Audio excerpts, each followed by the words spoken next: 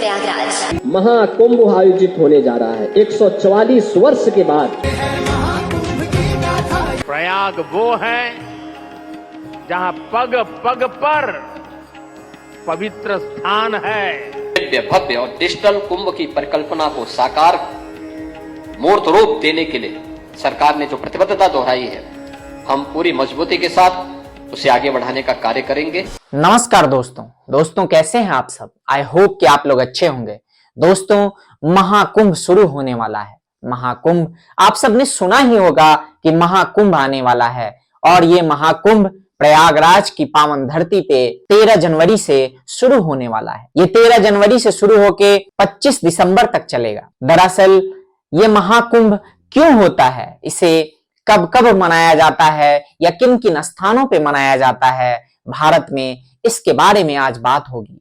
आज की ये जो वीडियो है वो इसी बात पे केंद्रित है कि महाकुंभ को हम जानने समझने का प्रयास करें और मैं आप लोगों को बताऊंगा महाकुंभ के बारे में पूरी डिटेल में। लेकिन वीडियो की शुरुआत करें उससे पहले, जैसा कि मैं हर बार आप लोगों से कहता हूं कि अगर आप मेरे चैनल पे नए हैं तो मेरे चैनल को सब्सक्राइब कर लीजिए। मेरे वीडियोस अगर आपको अच्छे लग रहे हैं तो इसे लाइक कीजिए और ज्यादा से ज्यादा लोगों के साथ शेयर कीजिए। दोस्तों, महाकुंभ, उससे पहले मैं आपको ये बताऊं कि कुंभ क्या होता है। दरअसल नॉर्मली ये कहा जाता है या ये माना जाता है कि जो महाकुंभ होता है वो 12 साल में एक बार होता है और जो कुंभ होता है वो हर 6 साल में एक बार होता है। कुंभ यानी कलश। कहते हैं कि ये जो कुंभ है वो दरअसल कलश, और ये जो कलश है वो अमृत कलश से जुड़ा हुआ है। कुंभ और महाकुंभ को लेके दो तरह की कहानियां या यूं कहें कि दो तरह की गाथाएं सुनने को मिलती हैं। एक ऋषि कश्यप और उनकी दोनों पत्नियों से जुड़ी हुई है और दूसरी जो गाथा है वो समुद्र मंथन से जुड़ी हुई है। मैं आपको सबसे पहले ऋषि कश्यप की जो गाथा है उसके बारे में बताता हूं। एक मान्यता के अनुसार ये कहा जाता है कि ऋषि कश्यप और उनकी जो दो पत्नियां थी, कद्रु और विंता, ऋषि कश्यप ने अपनी एक पत्नी कद्रु को ये आशीर्वाद दिया कि उनके जो पुत्र होंगे वो शक्तिशाली होंगे और इस तरीके से ऋषि कश्यप ने उन्हें तथास्तु कह दिया, उन्हें ये आशीर्वाद दे दिया। फिर उनको कई सारे अंडे दिए। जब ऐसा हुआ तो उसके बाद उनकी जो दूसरी पत्नी थी विंता, वो भी ऋषि कश्यप के पास गई। उन्होंने भी ऋषि कश्यप से ये आशीर्वाद मांगा, ये वरदान मांगा कि उनका जो पुत्र हो वो सबसे शक्तिशाली हो, और उसमें भी ऋषि कश्यप ने तथास्तु कह दिया। यानी कि उनको भी ये वचन दे दिया कि उनके जो पुत्र होंगे वो भी सर्वशक्तिशाली होंगे। इसके बाद उन्होंने विंता को 2 अंडे दिए। अब धीरे धीरे ये हुआ कि कद्रु की जो समय बीता और फिर अंडे ऋषि कश्यप ने दिए थे वो फूट के बाहर आने लगे और उनमें से बाहर आने लगे सर्प। ऐसा कहा जाता है कि इस दुनिया में जितने भी सर्प हैं उन सब की माता कद्रु है। फिर कुछ समय बीता और तब तक बिंता के जो 2 अंडे थे वो अभी भी फूटे नहीं थे। इससे बिंता जो है वो बेचैन होने लगी, उनसे पेशेंस नहीं रखा जा रहा था। उन्होंने बेचैनी में एक अंडे को फोड़ दिया। जैसे ही एक अंडा फूटा उससे एक आधा मनुष्य का शरीर धारण किए हुए और आधा पक्षी का एक जीव प्रकट हुआ और वो आकाश की तरफ उड़ चला। जाते जाते उन्होंने विंता से ये कहा कि जो दूसरा अंडा है उसके साथ ऐसा मत कीजिएगा, दूसरे अंडे को समय दीजिए, उसे तैयार होने दीजिए और स्वतः उसमें से बच्चे को बाहर आने दीजिए। और ये कहते हुए वो आकाश की तरफ उड़ गए। फिर समय बीता और कुछ समय के बाद जो बिंता के पास दूसरा अंडा था वो फूटा और उस अंडे से एक पक्षी प्रकट हुआ। एक पक्षी के सदृश और आदमी दोनों के मेल सदृश एक जीव प्रकट हुआ। अब चूंकि काफी समय बीत चुका था और कद्रु के जो अंडे थे वो ऑलरेडी पहले ही फूट चुके थे और उससे कई सारे सर्प ऑलरेडी प्रकट हो चुके थे, जिसके बाद उन्होंने बिंता को अपना दासी बना लिया। जब बिंता के दूसरे अंडे से जो बच्चा प्रकट हुआ, जिसे हम गरुड़ कहते हैं, और जो पहला बच्चा प्रकट हुआ था उसे हम अरुण कहते हैं।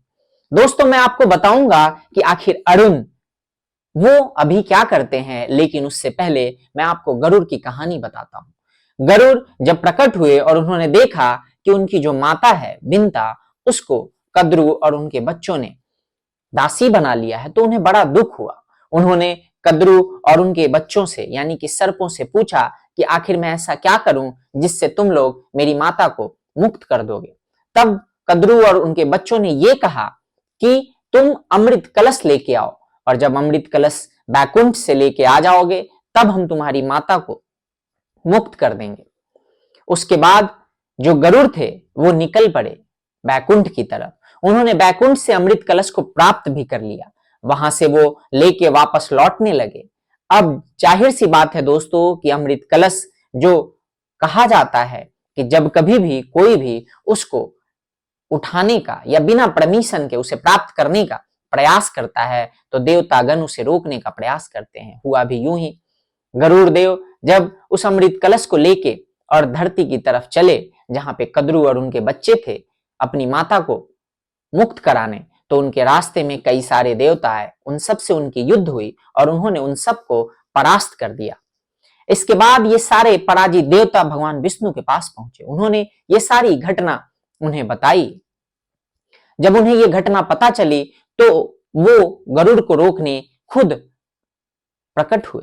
उन्होंने गरुड़ को रोकने का प्रयास किया। गरुड़ और भगवान विष्णु के बीच में भयंकर युद्ध हुआ, लेकिन इस युद्ध के दौरान भगवान विष्णु ने एक चीज नोट किया कि गरुड़ ने अमृत कलश को अपने हाथों में ले रखा था, लेकिन उससे अमृत पीने का प्रयास नहीं कर रहे थे। फिर उन्होंने पूछा कि आखिर ऐसा क्या है, या तुम ये अमृत कलश किसके लिए ले जा रहे हो। तब गरुड़ ने ये सारी घटना बताई कि कैसे वो अपनी मां को मुक्त कराने के लिए ये अमृत कलश लेके जा रहे हैं। भगवान विष्णु ने उन्हें ले जाने की इजाजत दी और ये कहा कि तुम ये कलश लेके जा सकते हो। अब जो गरुड़ देव थे वो कलश लेके वहां पहुंचे जहां पे कद्रू और उनके बच्चे थे। उन्होंने कलश धरती पे रखा और जैसे ही कलश वहां पे रखा, भगवान विष्णु के योग माया से वो कलश विलुप्त हो गया।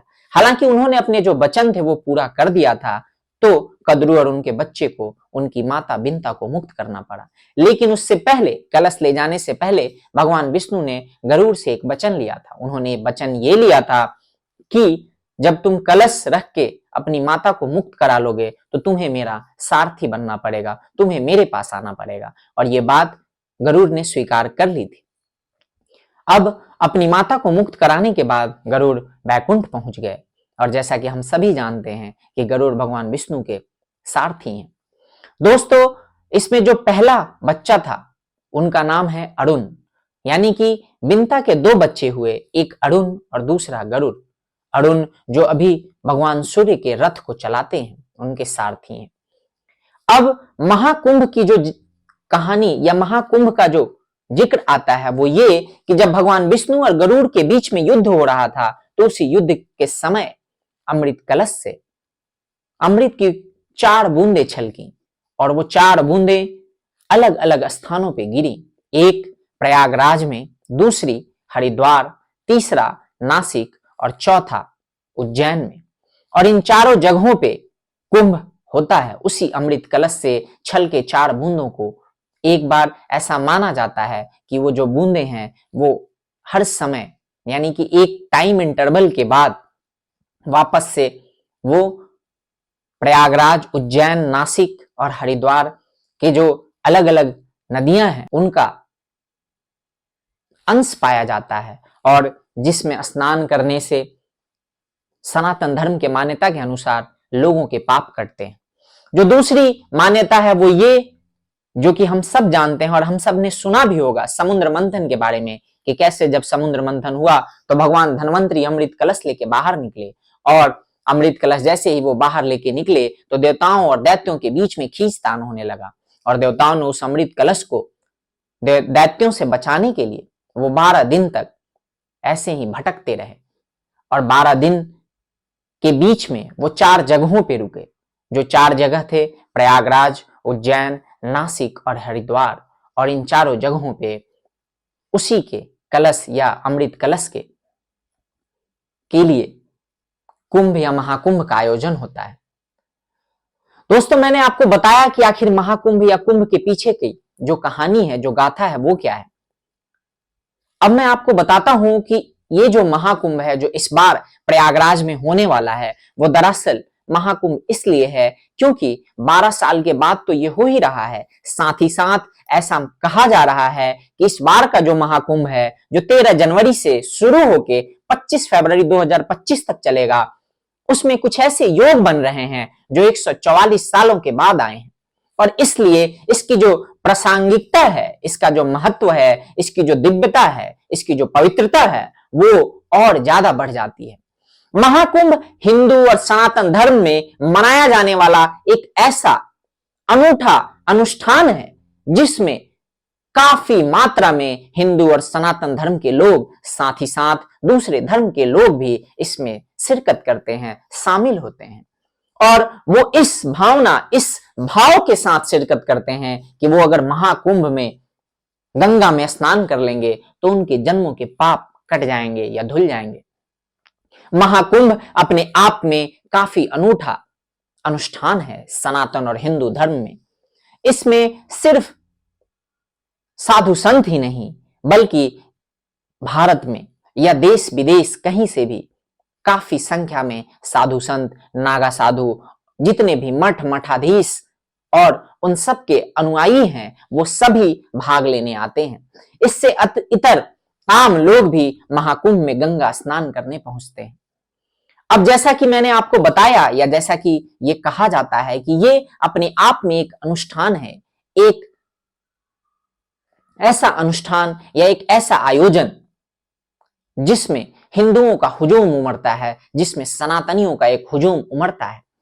सबकी अपनी अपनी भावनाएं, अपना अपना श्रद्धा होता है। वो श्रद्धा और अपने भाव के साथ महाकुंभ में गंगा स्नान और दर्शन के लिए पहुंचते हैं।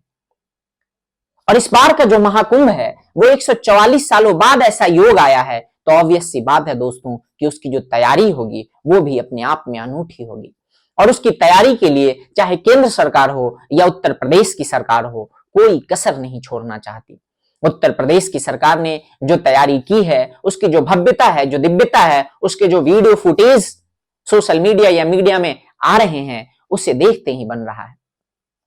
अब जैसा कि होता है दोस्तों, और जैसा कि होता आ रहा है कि जब भी हिंदुओं का ऐसा अनूठा त्योहार होता है या अनुष्ठान होता है या हिंदुओं से जुड़ा कोई ऐसा प्रायोजन होता है जिसमें हिंदू काफी मात्रा में या बड़ी संख्या में अपने भाव और अपने श्रद्धा को अर्पित करने के लिए पहुंचते हैं, उसी समय या इस तरीके के अनुष्ठान या आयोजनों को प्रभावित करने के लिए, उसको दूषित करने का भी प्रयास कुछ खास तरह के जिहादी तत्व करते हैं। हमने देखा है या हम देखते आ रहे हैं कुछ समय से कि कैसे कुछ जिहादी और उग्रवादी सोच के लोग जो एक खास समुदाय से आते हैं, वो हर बार हिंदुओं के द्वारा किए जा रहे इस तरीके के त्योहार, अनुष्ठान, आयोजनों में रंग में भंग डालने का प्रयास करते हैं। चाहे वो रामनवमी की शोभा यात्रा हो, चाहे वो दुर्गा पूजा का शोभा यात्रा हो, गरबा पंडाल हो, या और भी अलग अलग तरीके के जो शोभा यात्रा होती हैं, या हिंदुओं का जो त्योहार है उसमें रंग में भंग डालने का प्रयास किया जाता है। चाहे वो पत्थरबाजी के माध्यम से हो, चाहे वो अलग अलग जिहाद के रूप में हो, जिसे हम सब जानते हैं, जैसे कि थूक जिहाद, जैसे कि मूत्र जिहाद, जैसे कि अलग अलग भांति के जिहाद।